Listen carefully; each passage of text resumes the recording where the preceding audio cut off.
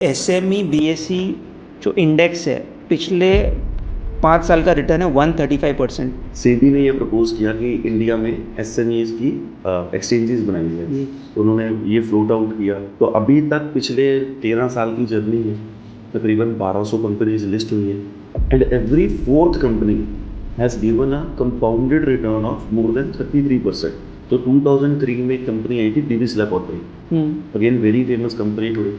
जब कंपनी आईपीओ लेकर आई थी तो total valuation of the company was 140 crore. In 22 years, it has become close to 1,60,000 crore market cap.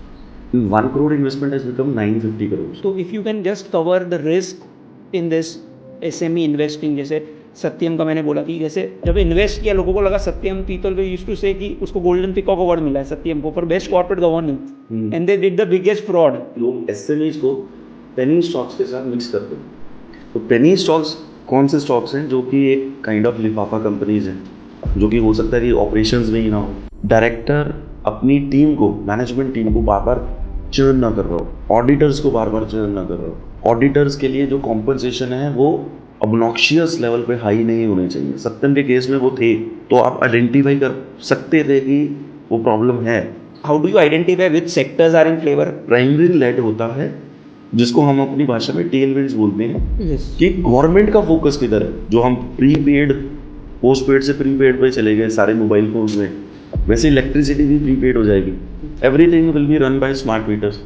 India में हार्डली 2 या 3 कंपनीज हैं जिस स्पेस में एग्रेसिवली काम कर रही हैं, और हमें लगता है कि बहुत ही बड़ी ये थीम है। So now suppose if I coming to you or any AIF in this space, like I come with 1 CR.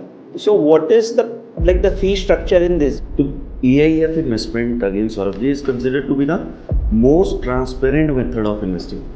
Why do you say that? Right, क्योंकि यहाँ पे प्रॉफिट बुकिंग करके पैसा वापस किया जाता है।